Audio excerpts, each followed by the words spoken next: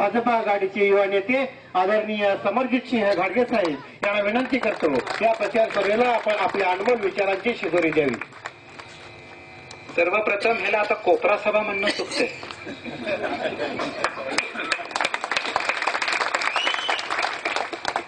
आता कळालं या चौकला संभाजी चौक का म्हणतात. नवीन स्कॅम आहे. आता 4 स्कॅम काढले मी आणि 2 दिवस द्या मला. हे 4 स्कॅमचे सीए सकट मी आकडे देतो की हे 4 स्कॅम कितीला कागदला पडले.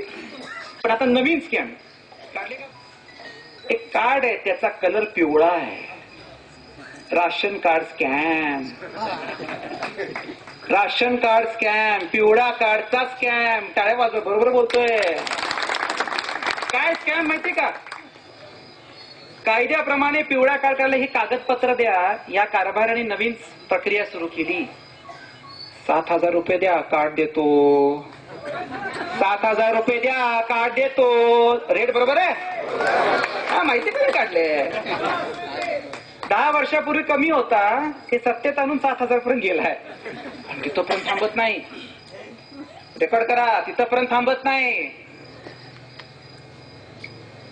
7,000 रुपये दिल्यानंतर पिवळा कार्ड आला ना, 6 महिन्याचं धान्य आम्हालाच द्यायचं. हा 6 महिन्याचं रॉकेल आम्हालाच द्यायचं. हा आणि ते घरात तरी वापरलं तर मला समजते कुठल्या तरी एका दुकानावरती विकलं जातं आणि तो एका प्रभागामधला उमेदवार आहे. आहे लय भारी. कुठल्या प्रभागाचा तो? कुठला? ऐकून आलं कुठला? आणि एक वेळा कुठल्या प्रभागाचा उमेदवार?